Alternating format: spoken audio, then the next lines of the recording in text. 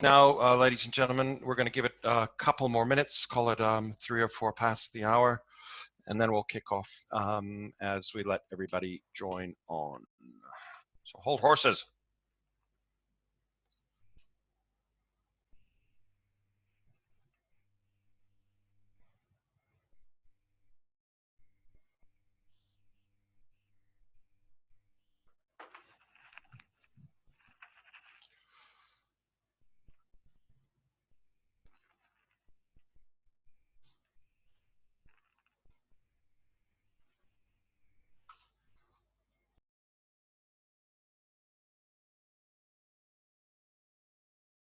Sun.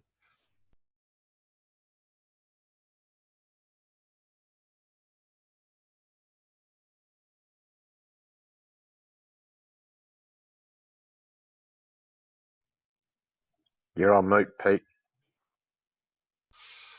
Good afternoon, everybody, and welcome to this fourth in a row ACOR Snap Session every Wednesday for this month of November, where we've been diving into issues of interest to the broader recycling, resource recovery fraternity, everything from economic incentives to community education and contamination to labeling, and today, and before I go any further, I just want to acknowledge that we are on Indigenous land, no matter where we are, always was, always will be.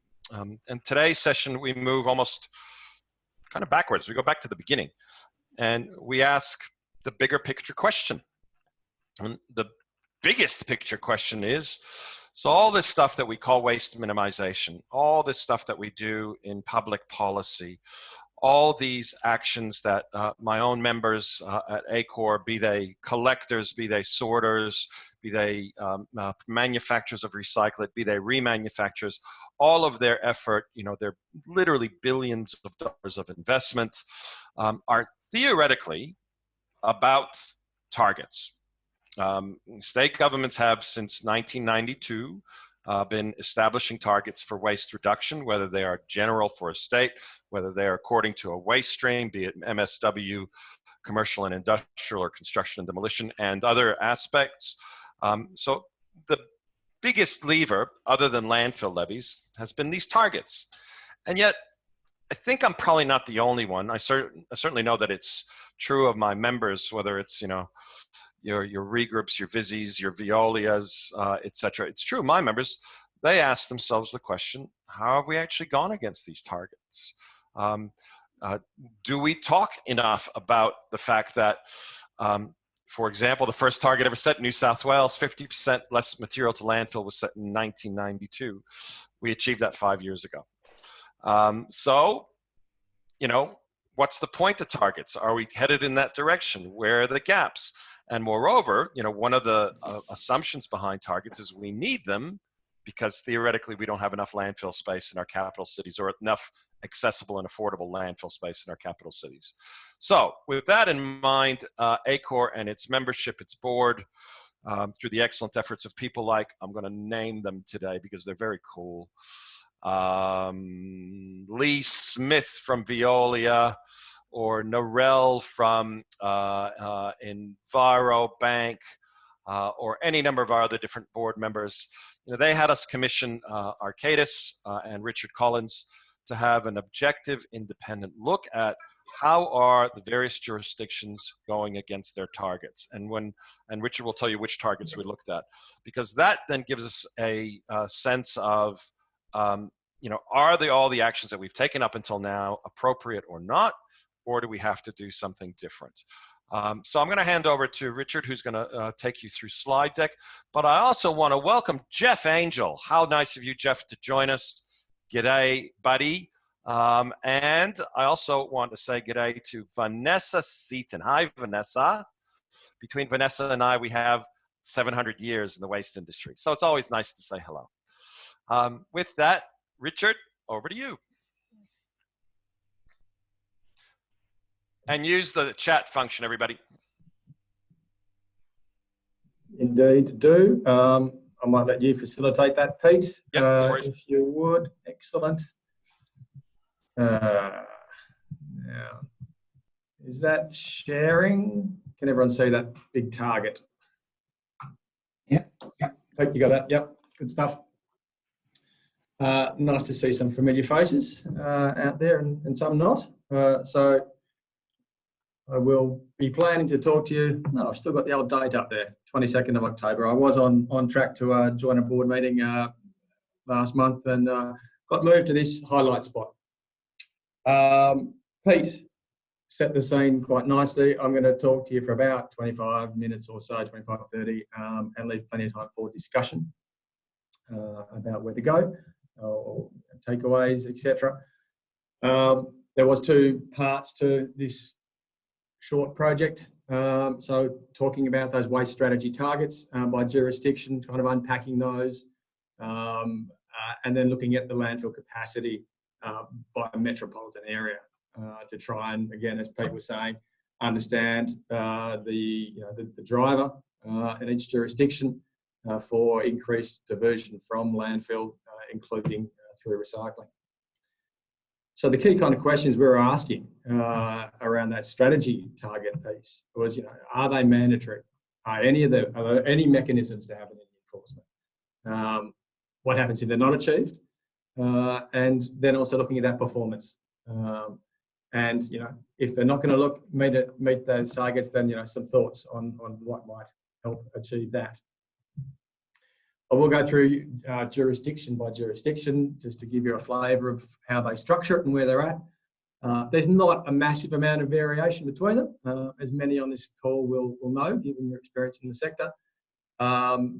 So I've tried to just pull together some high-level reflections here. Generally speaking, all the jurisdictions use 4 iterations of 4 different types of targets, as kind of captured in that box on the screen there. They apply them differently. Sometimes there's different sector targets. Sometimes there's metropolitan versus regional, as in Victoria, as in South Australia and WA. We get kind of different dynamics. Sometimes we have a diversion rate target. Sometimes it's a hard tons to landfill sort of target, which obviously does not move as generation goes up. So that is a kind of a harder target than a percentage, than a rate. In terms of kind of tracking performance, we found few had any interim targets to allow you to do that. Now that is been addressed in the more recent targets, our waste strategy, which have been set, and they are setting kind of interim targets as well as longer term. But in terms of trying to track performance, makes it pretty hard when you don't know where you're meant to be at any point in time until the very end. To inform that judgment on performance, we looked at previous strategies that had kind of closed out, and 4 jurisdictions had set specific targets in former strategies. And I'll mention those when we get down to them. But only each of those 4 jurisdictions had 3 targets each. So out of those 12 targets, only 1 target was actually delivered, and that was in South Australia for its C&I waste diversion.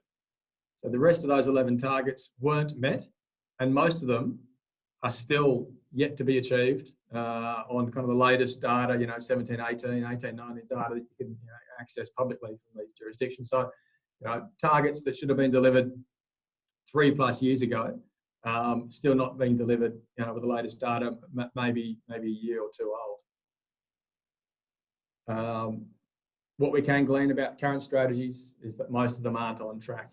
This is just looking at where they're meant to be as a qualitative assessment of length of time to go to that delivery date of the target, and whether they've made progress and a gap to that.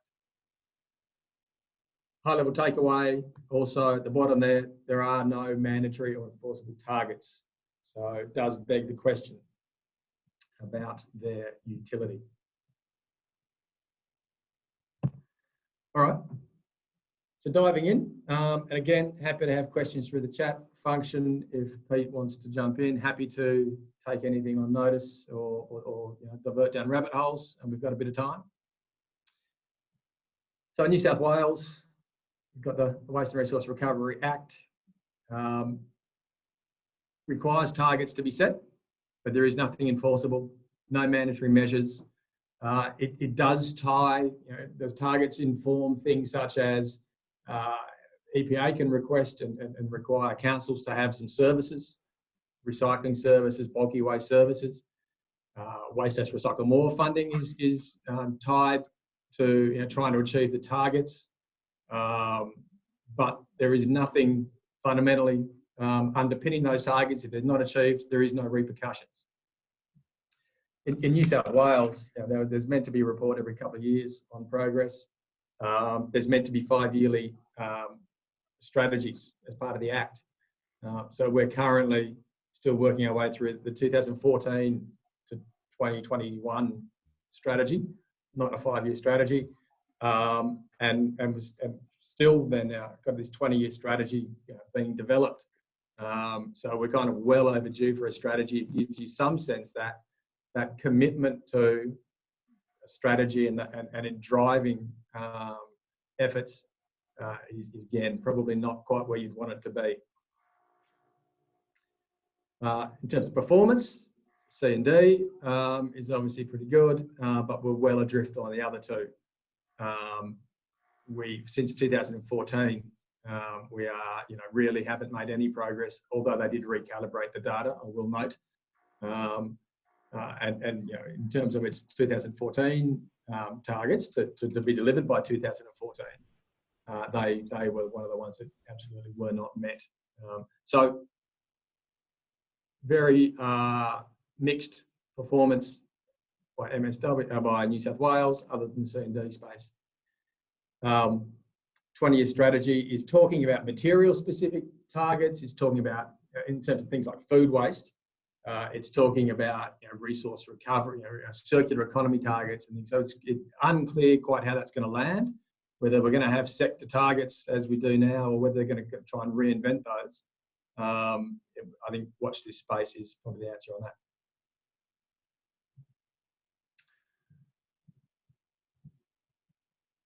Queensland has similar, requires strategy and targets. It does require councils and government agencies to prepare waste and reduction recycling plan, demonstrating how they'll meet the objectives of the Act. But the review back in 2019, showing that they hadn't made the progress they were hoping, flagged that one of the problems was that only 44 out of 77 councils had actually done that, and no one had been enforcing or policing that requirement. So, again, a lack of commitment there to the details of what the Act requires. Less ambitious targets than New South Wales. C&I is tracking reasonably well, but again, far adrift on the other two. Surprisingly, C&D is not in great shape in Queensland. It also didn't meet its previous strategy targets. I guess the key lever it's pulling now is the landfill levy, which may try and change things up in terms of that diversion rate, particularly for that C&D space, given it's quite heavily exposed to levy dynamics. And then there's a series of grant rounds that they've been rolling out on the back of that levy. So they have sought to address this shortfall, but it's a very laggard response. It's now set long-term targets, 2050, which, given the length of that time, must be said are pretty moderate.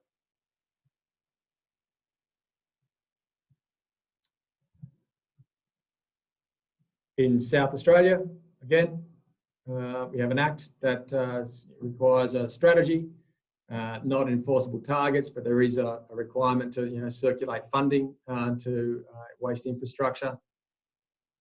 It doesn't set recycling targets, unlike the others. It has landfill diversion, which obviously can be delivered through a range of means, including energy recovery, etc. So it doesn't have the same level of focus on that recycling stream. More ambitious targets than the others, and typically it's tracking better against those, has done so historically as well. Its strategies tend to be 5 years, so 5-year targets. They're kind of always in the in the frame, so to speak, unlike some of these longer term targets, which get a bit lost. Looks like it is likely to achieve its 2020 targets for CNI and C&D. And its reduction in landfill disposal is pretty close. Its draft strategy is for zero avoidable waste to landfill by 2030. I just teased that one out as an interesting term. They do define it as pretty high level, as kind of technologically, environmentally, and economically practical. So where you can avoid, you should. In Victoria, they moved away from numerical targets. I don't remember, 15 years ago or something like that. I remember when it happened. And that was, because they'd fallen well short on their previous strategy targets. They don't have a dedicated waste act, although that is now intending to be brought in place. And so they don't have any numerical targets to measure against. The chart on the right is the 2030 target set in the kind of the new framework they're developing. It's at 80%, so relatively high, but that is across all the different streams, so inclusive of CNI, which will be a lot higher. But it's not seeking to break them down by sector, and it's certainly not talking about recycling versus landfill diversion. It's all in terms of that diversion piece. The strategy tends to focus more on the required services they're going to deliver. And you must have a paper bin, you must have FOGO, those sorts of things, rather than setting numerical targets. In terms of performance, you'd have to say that at 2030, as an all-in target, that's fairly likely to be achieved. Western Australia, again, no mandatory measures within its act. C&D, similar to New South Wales, but the other two sectors are very much adrift. Again, it's a very similar kind of profile to New South Wales. It actually went backwards in MSW and CNI from across the 2014 to 18 data span. Unlikely to achieve the targets. Certainly didn't achieve its 2015 targets from its previous strategy. But 2030 targets are long enough term that you would think that there's potential for them to hit that. Also, key levers there, the energy from waste. Two facilities there will fundamentally change that in terms of landfill diversion. And they've fairly recently got a landfill levy increase. So there's a few measures in place there that give you some confidence that over a 10-year span, they're likely to hit those targets.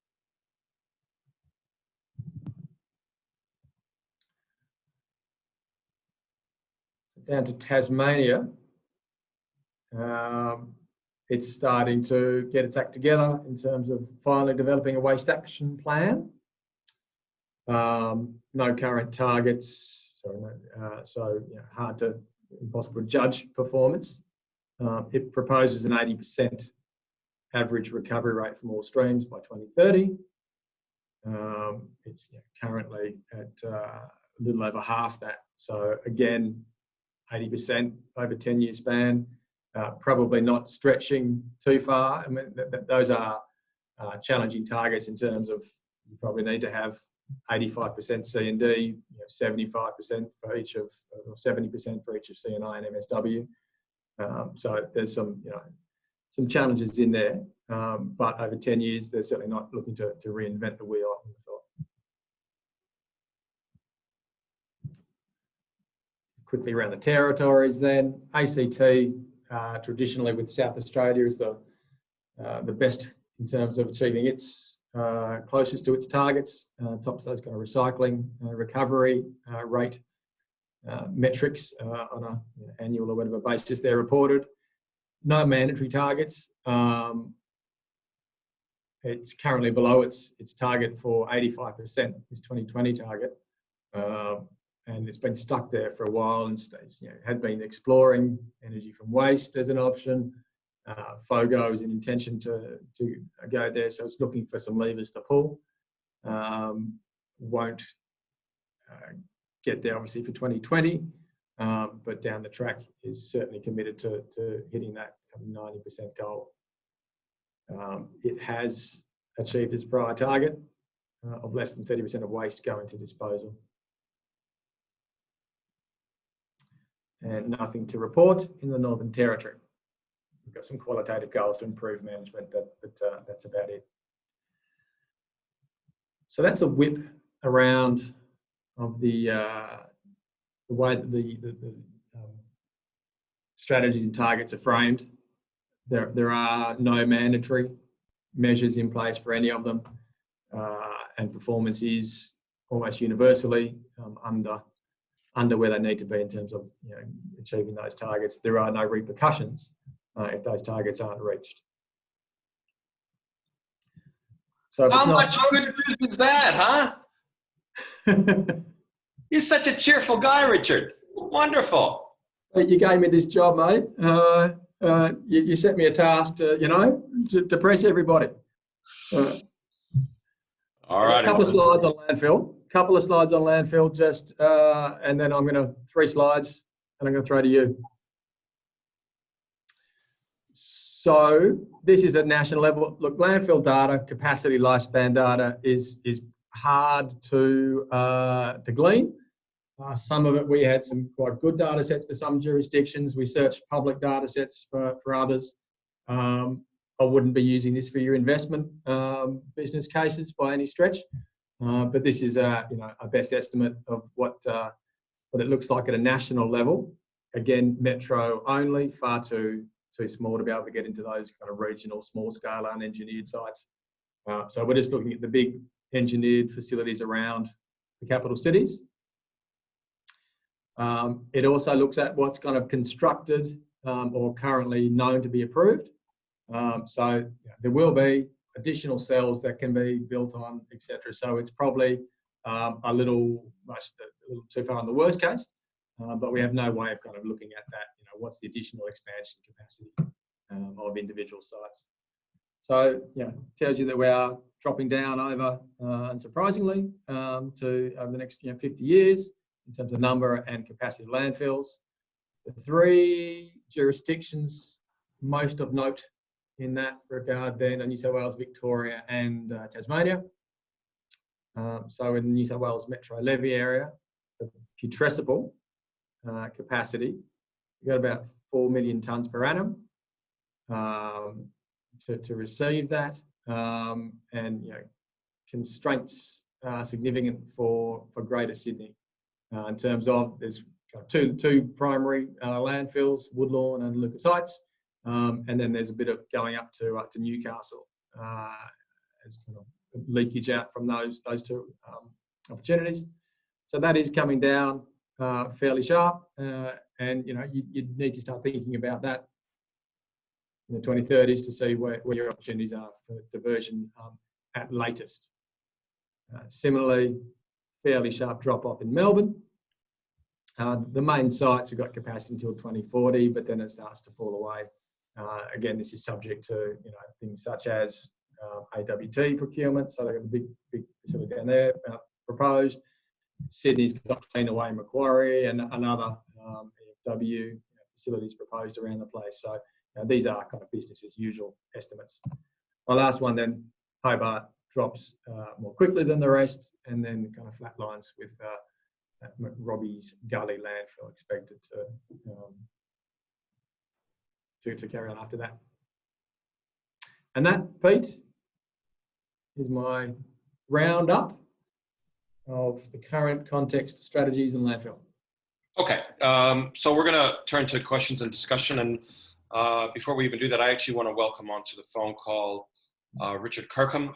Richard is the new CEO of Veolia here in Australia. And Richard has come across from the UK, has a vast amount of experience, not just with Veolia in the UK, but also in the public policy scene. And he's a very welcome addition to what we do.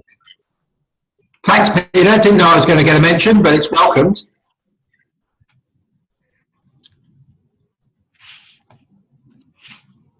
You're on mute, Pete. You must have said something rude about me. You're still on mute, Pete. Richard. Hello. Collins. Outside your brief, Yes, sir. you had a chance to independently look at this. Putting you on the spot, we've blown basically all our targets. If you were sitting in front of a TV camera and a journalist asked you, why have we not achieved any of our targets as a country, you would say? Thanks for that, Pete. In front of this crowd, who all know their stuff. Look, there's no simple answer. We have historically relied on Asian markets, which encouraged our recycling to go there, and that's worked very well for an extended period of time. No longer serving us well. There has been a lack of end markets locally. In fact, those things have been closing down, manufacturing, etc., to support greater recycling. I think we've had a lack of ambition. It's been kind of fat times for the waste sector in terms of economic growth for a long time, record length of boom in Australia, and we haven't had to do better to make a buck. So I think policy setters, the industry, have both been comfortable and haven't had to really stretch themselves to achieve the targets because they're not mandatory, and to make a buck because they're doing pretty well already. Okay. I'm going to go to Lee Smith next. Lee's put up a couple of interesting comments in the chat. And I suspect Lee also would challenge perhaps some of the things Richard has just said. Lee, your view. My view as to why we're not achieving targets. And whether it's important or not, which is a comment you made in the chat. Yeah, well, that's the question. I mean, who actually bought into the target when the target was developed? And this is not a comment about it being a valid target or not, but the target was developed, it was published. There was no real thorough explanation of how it was to be achieved, and when it wasn't achieved, there was no penalty. So is the target really that relevant?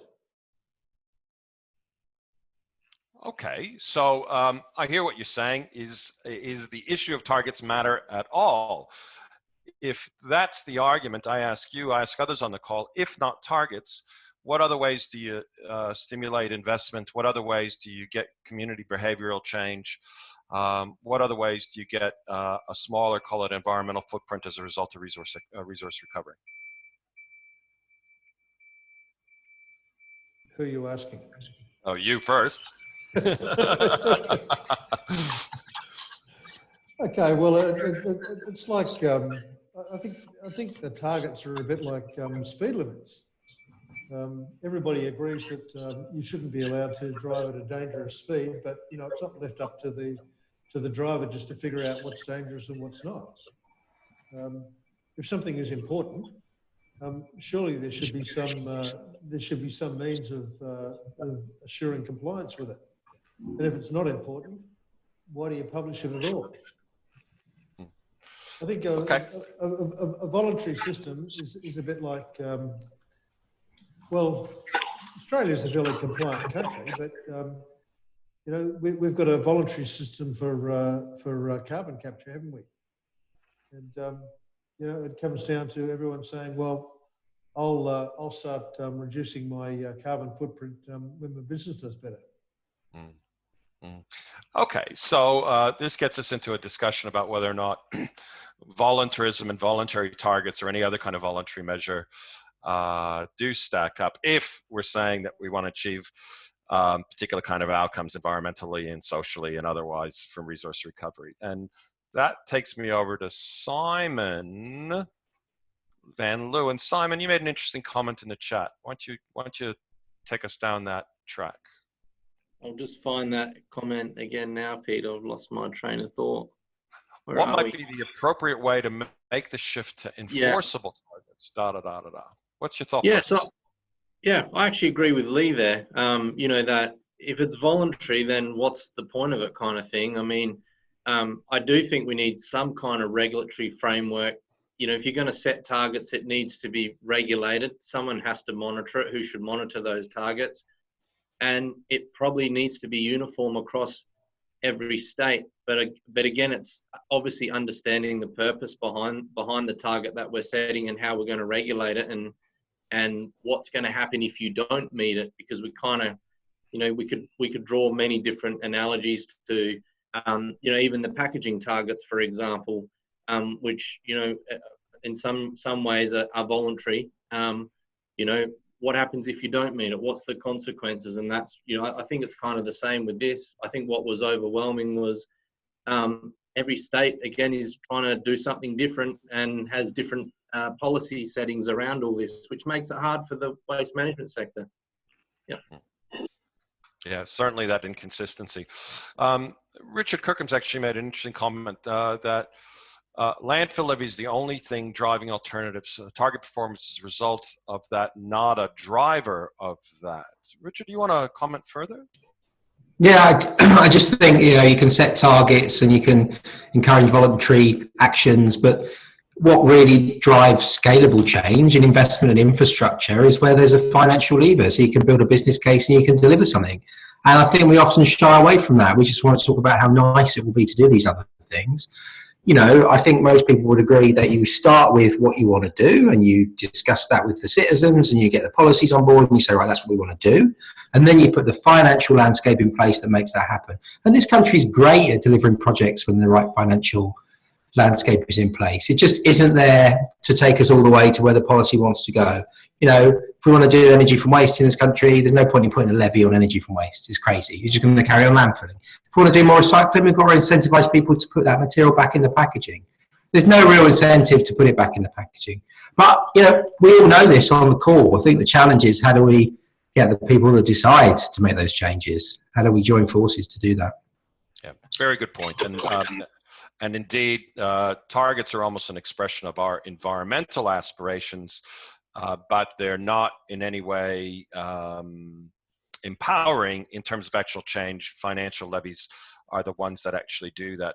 To give folks on the call a bit of insight, and Richard, to your point about where our government's at. So one of the newer discussions that's underway, it's only in New South Wales at the moment, but I'll circle back to that, is the minister is effectively indicating that he is open, in the context of the 20-year waste strategy and the landfill levy that it will be constructed around, as all strategies are, to think about and look at what you might deem as differential landfill levy rates. So according to activity or technology or waste stream or preferred outcome, he seems to be at least open, as communicated by the EPA at least, to somehow providing a different, price point around different kind of activities. Interesting concept if you could get it right.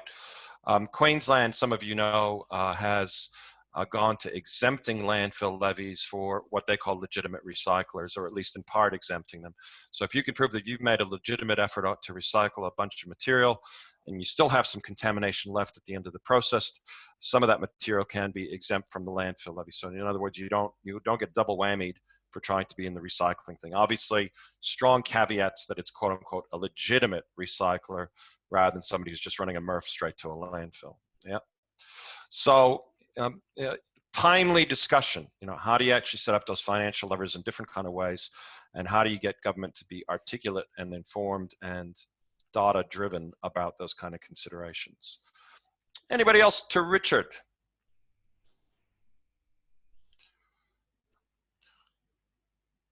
Well, we've put this out publicly. We've put out a media release with it as well, which is getting a bit of a kick here and there. And that's part of the process of trying to, inform and educate and all of that. And I think it's important also for our industry to practice accountability with ourselves, accountability with our government regulators and stakeholders. And certainly, if they're going to make public targets, somebody at least has to ask the question, where the hell are we as compared to those public targets? Especially when we've now said 80% for the whole country. Okay, maybe a last question to the folks on the call. We've talked about financial levers, but given that we do have 80% looming over us by 2030 on a national basis, talked about levies, any other big, bright, brilliant ideas that you would basically say take us in a different direction than the underachievement of targets that Richard's report has highlighted? What's the magic wand for 80%? Come on. Give me a couple. If Richard is basically saying in his data, something different must occur, if we're going to be serious about targets, and we can have a debate about whether targets are appropriate or not, what is the magic wand? Partly, can I step in, Pete, into the frying pan? Yeah, we don't have. There's a lot of material still in the landfill stream with potential for extraction. Paper, cardboard is still the single biggest recyclable material that sits within the residual waste stream. Increased extraction of that, beneficiation, and then finding a home for it. Now that's obviously a challenge. That last bit, and it's all going to flow back up. Finding the home has got to inform how you extract and what you do.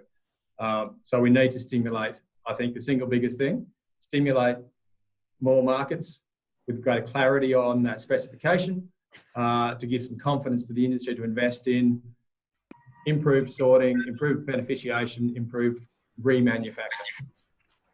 Interesting. Okay. And in fact, there's a couple of active discussions in the place right now about paper in particular and trying to stop some of the leakage on mixed paper, much of which has been going overseas up until now. And that involves a technology investment at our paper mills to use more of it domestically. A couple of people have basically suggested EPR in the chat. And certainly Australia is different from the rest of the world, Europe in particular, in the sense that we have relied largely on volunteerism other than EPR.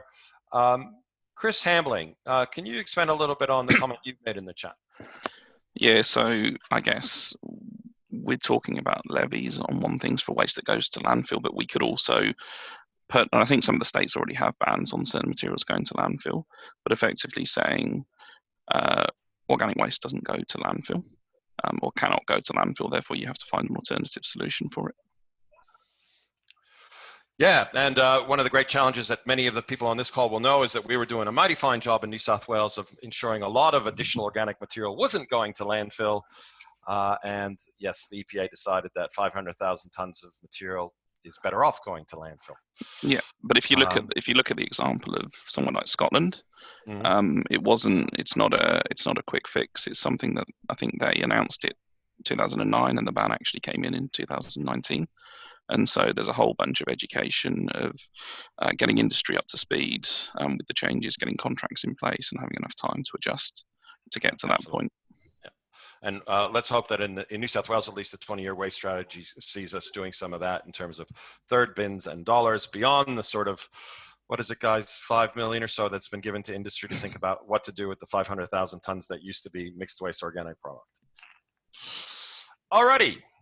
That takes us to 40 minutes exactly, which is what we allocate for these things. I want to thank everybody who participated today. The slides from Richard will be sent out. The report is on the website. The media release has been sent out. As per information, we have a marketing or a communications effort behind each one of these things that you guys don't get to see, but that involves EPAs, involves governments, et cetera, so that it's not just us in the choir, if you will. I encourage you to engage with the project and think about next steps. I think this is the last of our weekly sessions. Catherine, is that correct? Yes, that is. Unless somebody figures out some other stuff that we can do with your new ACOR CEO in the next few months as well. So thank you very much and have a lovely afternoon.